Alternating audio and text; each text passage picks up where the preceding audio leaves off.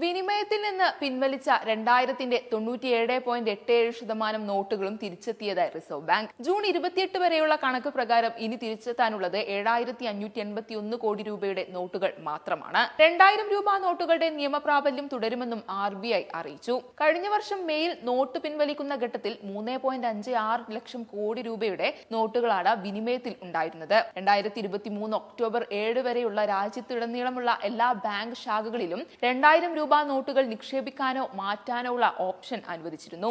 RBIയുടെ issue ഓഫീസുകൾ വഴിയും തപാൽ മാർഗവും നോട്ടുകൾ മാറിയെടുക്കാൻ ഇപ്പോഴും സൗകര്യമുണ്ട്. അഹമ്മദാബാദ്, ബാംഗ്ലൂർ, ബേലാപൂർ, ഭോപ്പാൽ, ഭുവനേശ്വർ, ഛത്തീസ്ഗഡ്, ചെന്നൈ, ഗുവാഹത്തി, ഹൈദരാബാദ്, ജയ്പൂർ, ജമ്മു, കാൺപൂർ, കൊൽക്കത്ത, ലക്നൌ, മുംബൈ, നാഗ്പൂർ, ദില്ലി, പട്ന, തിരുവനന്തപുരം എന്നിവിടങ്ങളിലെ 19 RBI ഓഫീസുകൾ വഴി ബാങ്ക് നോട്ടുകൾ മാറ്റാനാകും. 500, 1000 രൂപ നോട്ടുകളെ പിൻവലിച്ചതിനെ തുടർന്ന് സമ്പദ് വ്യവസ്ഥയുടെ കറൻസി ആവശ്യങ്ങൾ നിറവേറ്റുന്നതിനായി 2016 നവംബറിലാണ് RBI 2000 രൂപ നോട്ടുകൾ അവതരിപ്പിച്ചത്.